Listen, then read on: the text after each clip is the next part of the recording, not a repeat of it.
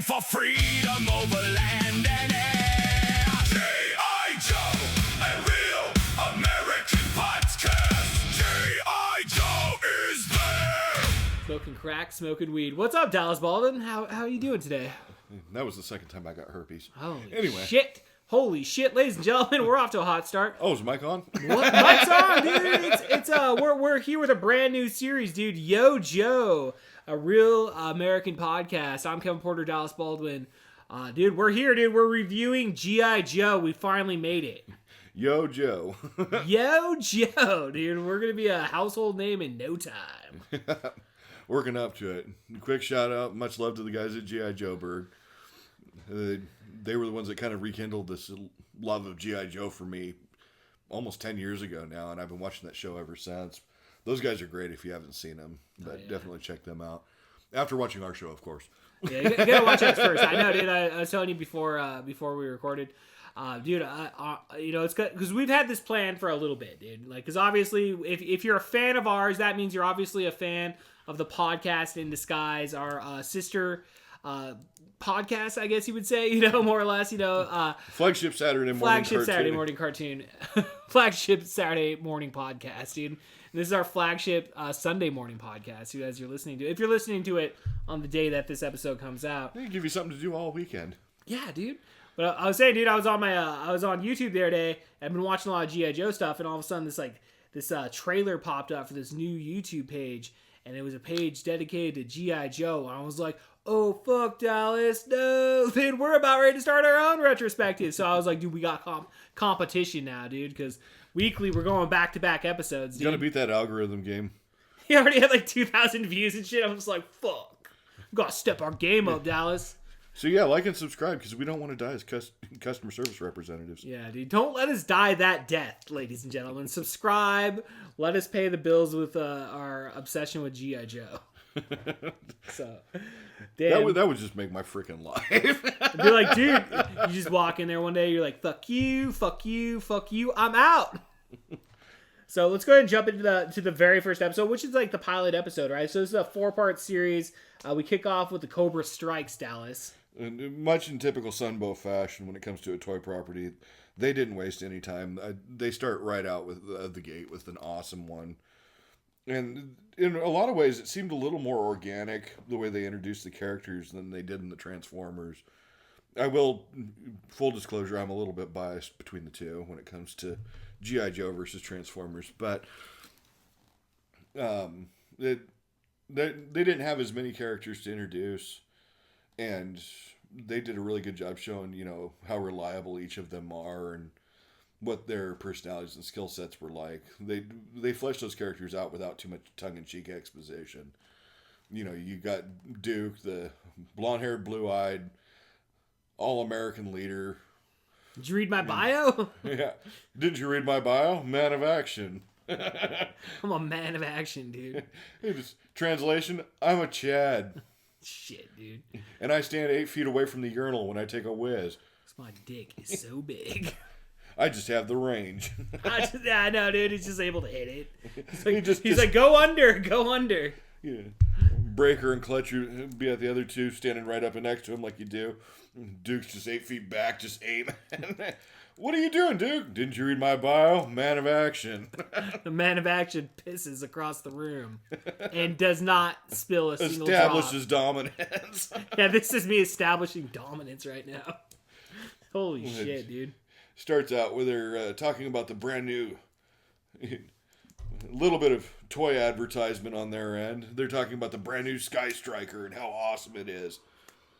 Oh, that's complete. Them selling a commercial right there. Oh, that's them. That's the commercial within the commercial within the commercial. Yep, and that was right about the time that the XP-14 Sky Striker did come out, which was an awesome vehicle. It's like, Mom, Dad, come on, dude. And showed how awesome the F-14 Tomcat was almost 3 years before Top Gun even came out. Oh, shit. That shit predated Top Gun? Yeah, it's... The XP-14F was their take on the F-14 Tomcat with a little slightly different design, but it was the 2-seater swing-wing jet. And it was totally based on the F-14. A lot of Joe vehicles were based on real-world vehicles early on. before they started Oh, getting you got to into get more. that authenticity in there, dude. And that was when the series started. That's kind of initially what they intended. You look at the original 13 Joes that they came out with. They were mostly just Green Army men with some varying faces and different style. The only ones that really stood out from the group were Stalker, who was really the only one in true camouflage. Mm-hmm.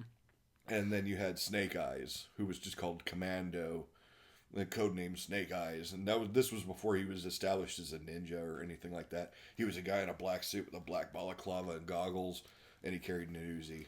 Well, it's like, dude, when he like makes his entrance on the base, dude, and he's all on that zip line, you're just like, oh shit. Yeah, it's such an awesome character, and I know people can't actually see us here, but on my left arm, I actually do have the Arashikage tattoo. Holy shit, Dallas. Holy shit. But that shows the level of dedication to G.I. Joe. That Yeah, people know that you do not fuck around when it comes to G.I. Joe, bro. Yo Joe is life for you, dude. For life. yeah, and that was the original run, and so they wanted a series of vehicles to go with them. You know, obviously for Green Army men, you need some jeeps and tanks and jet fighters and helicopters and stuff like that. So they copied like the UH or the AH-1 Cobra helicopter. I think they probably thought, hey, Cobra are the bad guys, so we can't call this helicopter the Cobra or the Huey Cobra because that's going to confuse kids. Now it's good. I mean, like, dude, but Dad, it's the Cobra. No, it's the good Cobra. So they're like, well, let's redesign the tail a little bit so Bell Helicopter doesn't sue us, and we'll call it the Dragonfly. Hey, it works for me, dude. And then the F-14, well, we can't call it that. So it's the XP F-14. That'll teach him. Like, And we'll just angle out the rear airfoils a little to the side. sure. And now it's Little a Sky design Strike. change. It's not going to hurt anything. And then they had a cool little motorcycle with a sidecar minigun called the Ram. Oh, that'd be badass, dude. I have one of those. You can get them pretty cheap. Can you? Yeah. Okay. I know. I took a look online, dude, just looking at like old original like vehicles from G.I. Joe on eBay, and there was like one of those full like, because you always see the thing like the one thing I wanted as a kid was like the G.I. Joe fucking like the naval base or whatever with That aircraft carrier. the aircraft carrier, The yeah, flag. dude, fucking it was like $25,000 like unopened. I'm just like, no, who the fuck is spending $25,000 on this shit? I can only imagine a new in-box flag. That's what I'm saying. It was like fucking. They wanted. Your best bet's to So find much. one in pieces and build it up over time. That's Right. about the only affordable way to do it. And as much as I'd love to, I just do not have the space in my home to contain one of those bad boys. Damn, dude. I don't think I'd have the space. I mean, I just put it on our podcast I mean, table. We'll be like, we can't do the podcast anymore because I have a space fucking military fucking You almost have to shit. buy another house for that thing. Serious? Is that big? It's about 5 feet long. To this day, I think it may be the biggest playset ever released for an action figure line. Holy shit, dude. I mean, it's mostly just it's made of that playset material, kind of like, children's fun houses and stuff that you find at toy stores are. Like a foam type base? No, it's kind of like a really tough ABS plastic. Okay. And then they have the trusses that they sit on, and then you use kind of like it's almost like a rain gutter, multiple piece of plastic that forms the hole on the outside. And then the con tower and everything slides in from the other side. I've never seen one in person. I've never seen one in person. I don't remember any had some kids ever friends that have having seen one. some at like vintage toy stores in other Yeah. parts of the country that have taken pictures for me. But the guys in G.I. Joeberg actually got one a while back, and they modified it greatly, and it made it really cool. Really? I gotta check that shit out. Dude. Yeah. That's fucking badass, dude. But yeah, it's about 5 feet long Holy from shit. front to back. Holy shit, dude. That quite possibly could be the biggest fucking thing that they've ever released. I think it was the biggest Yeah. playset. To this day, still. I mean, that was them really jumping the shark. And G.I. Joe had some amazing, very large playsets that came in over the time. We'll cover those bit by bit as we come to them throughout the series. Sure.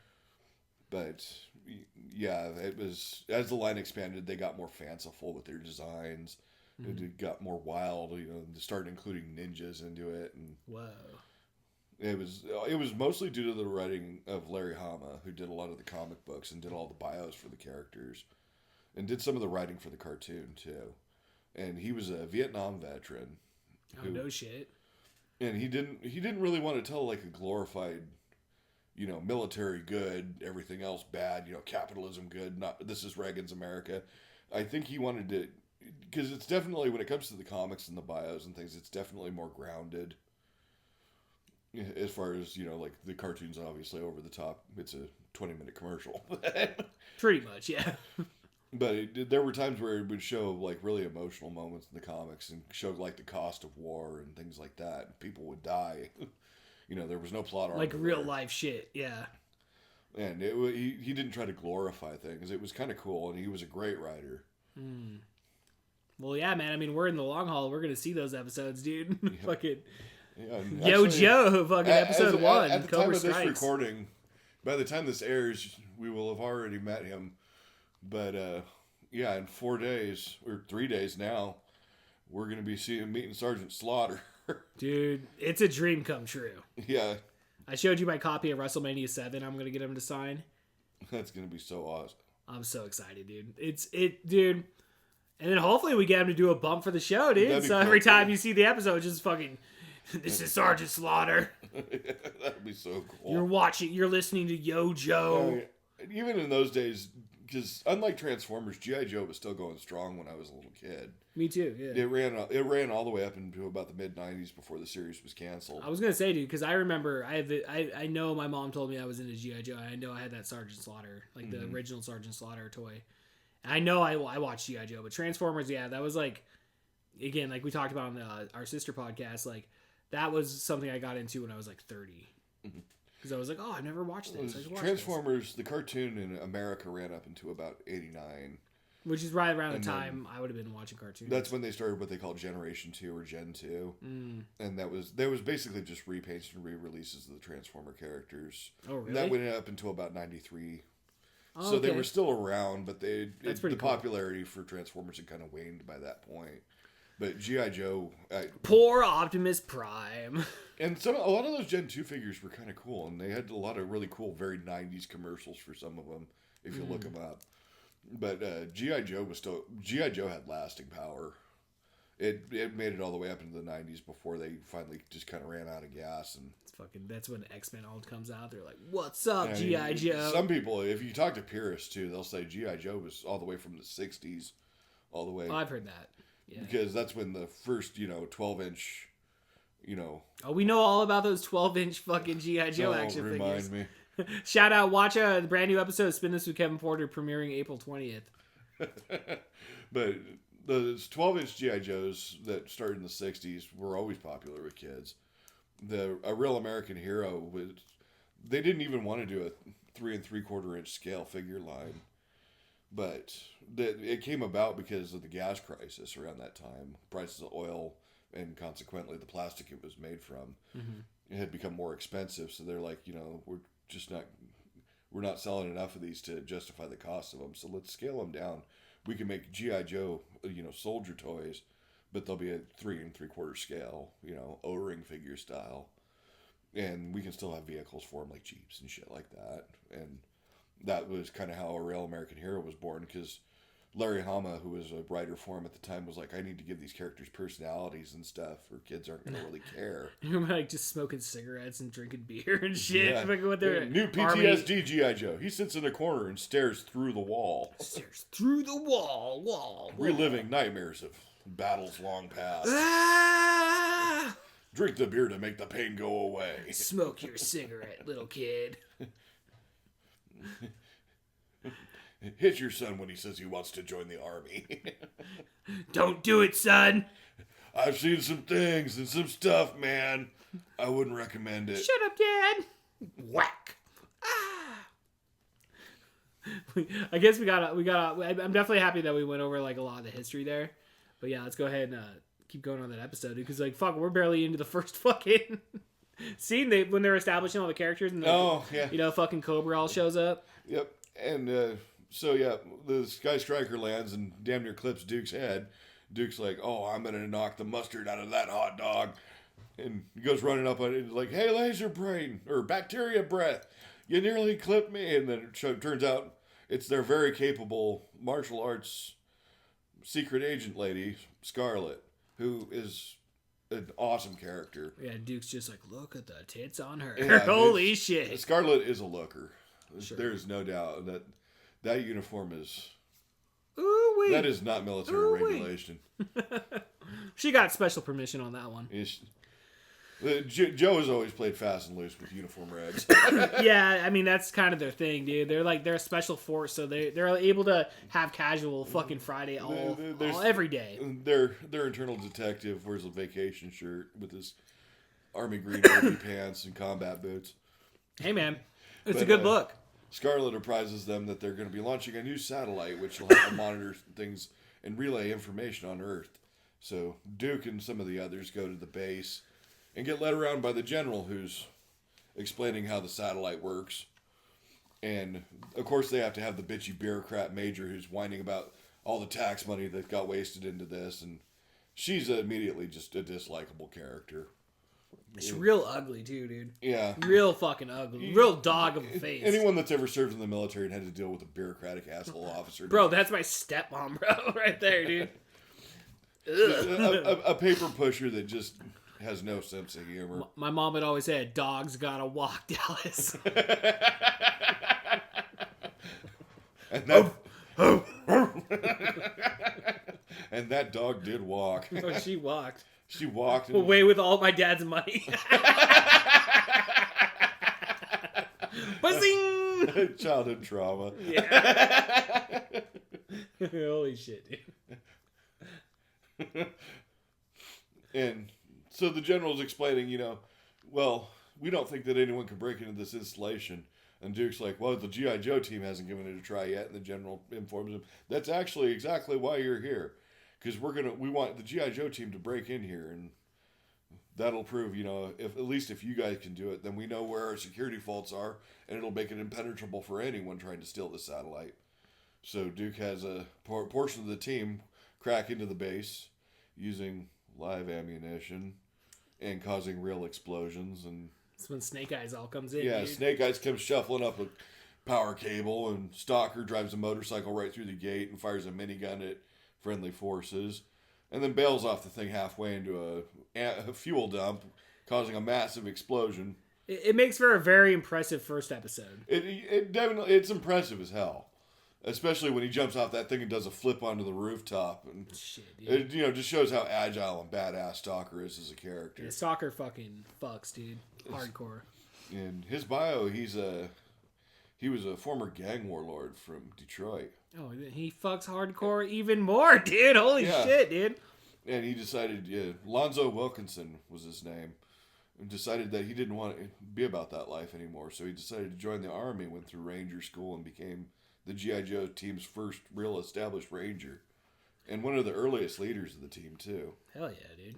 Hell yeah. Well, dude, he got off the street life, dude, and became a Yo Joe, dude. Yep. G.I. Joe. Yo Joe.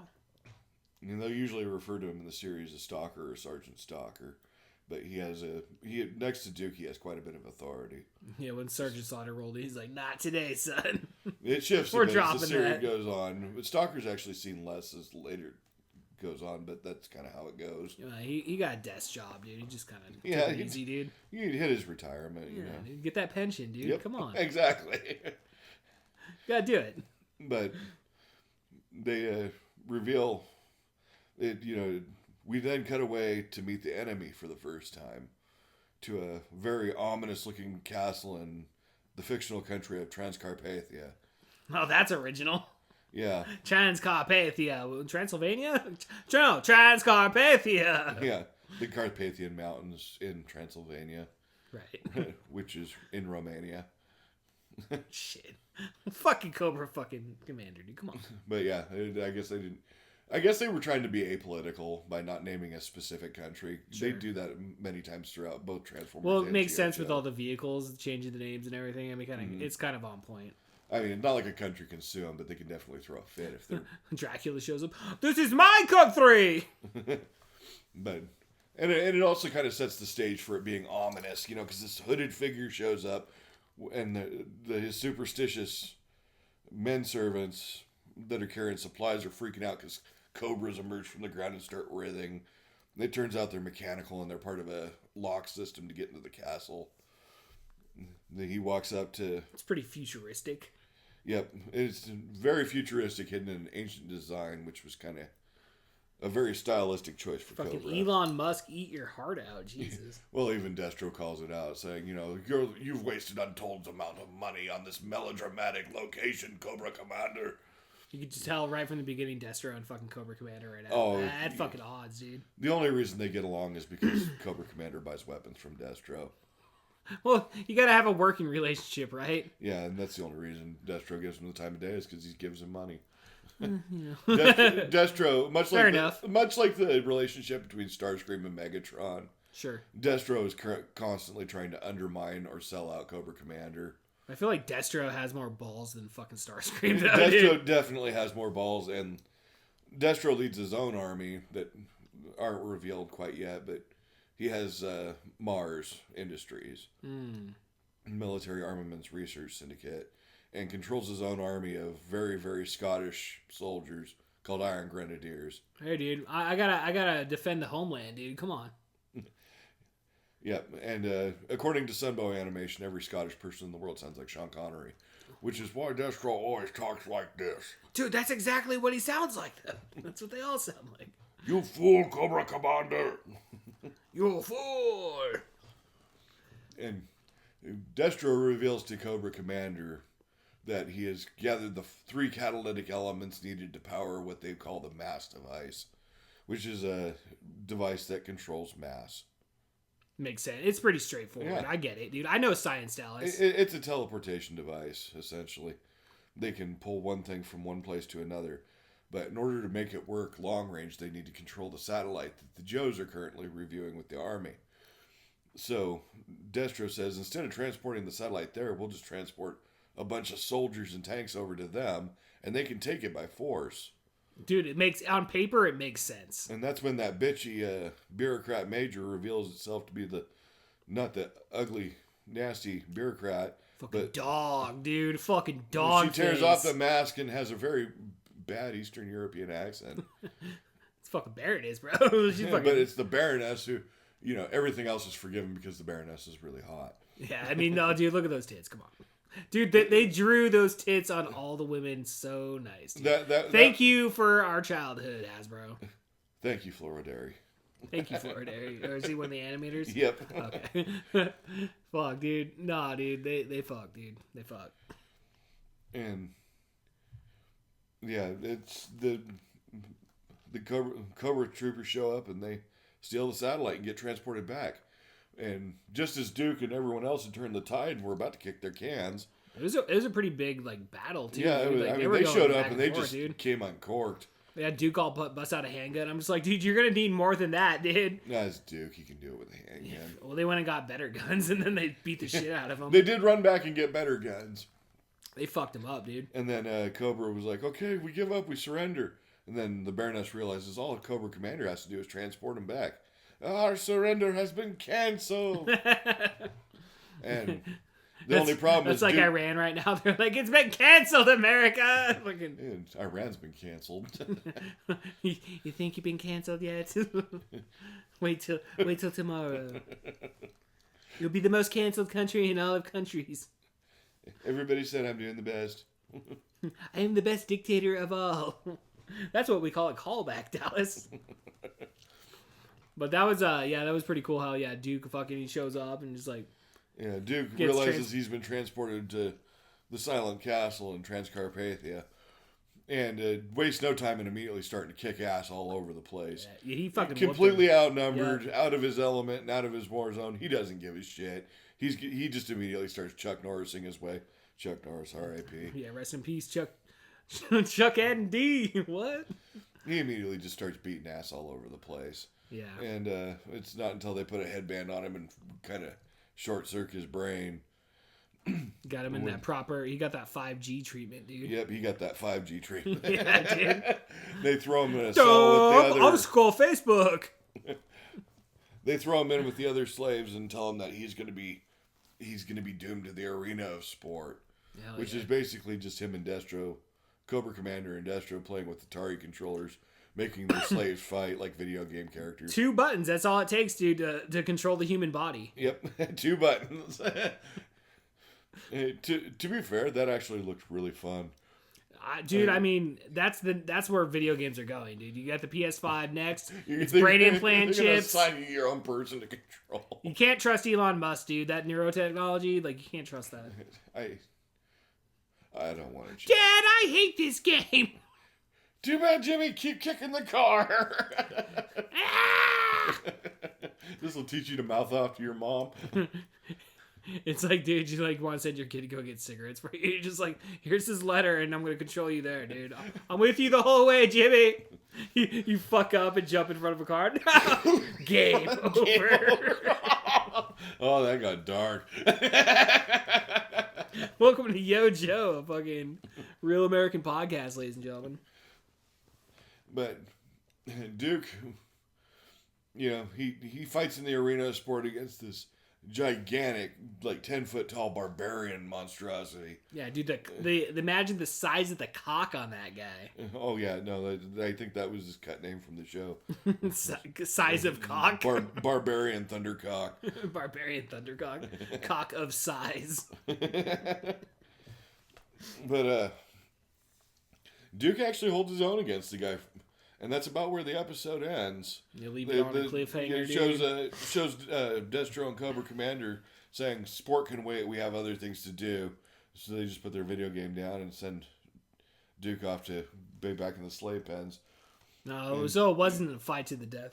It wasn't a fight to the death, at least not yet. They're not planning yet. on resuming later. They just pressed pause. Yeah, they just press pause. Like, whatever, And dude. that's it. They decide to use their new toy and the new satellite to steal the Eiffel Tower from the French. Yeah, you can see like they targeted the French definitely and stealing. Imagine all the people that were on the Eiffel Tower when they transported it. They were like, "Oh shit, I'm in Transcarpathia or whatever, dude. What the fuck? What am I doing in Transcarpathia? What am I doing here, dude?" And then they showed him in London, and then they showed him in America. So I was like, "Oh, Yeah, it's all the proper allies in 1983." Yep, they're hitting NATO hard. Yeah, they are. I think at one point in one of the other episodes they mentioned the Soviet premiere. Do they? And so yeah, they're hitting the Soviet Union too. So it's not like they're taking sides in the Cold War. Oh no, dude! Fucking Cobra wants it all, dude. You know, you heard that song, "I Want It All." That's Cobra, dude. What is it you want? I want it all. Give it to me. Oh wait, wrong show. I want all the power. One of the few good moments in G.I. Joe Retaliation. Shit. All right, Dallas. Well, that was fucking the very first episode, the Cobra Strikes. That was a pretty good episode, dude. Nice way to kick off the show. Yep. And yep, we'll be meeting Sergeant Slaughter. Hopefully, by the time this airs, we'll have met him. We'll have a pretty cool bump to launch this episode for. Yeah, so stay tuned for episode 2 to hear all about our meeting with Sergeant Slaughter. Yeah, we may not even get to the episode. It's probably going to be that We're off. just gonna be like, dude, we're skipping episode 2. We're going straight to 3 next week. Yeah, dude. Well, all right, man. I'm Kevin Porter for Dallas Baldwin. We'll see you guys next time on Yo Joe, a real American podcast. Yo, Joe.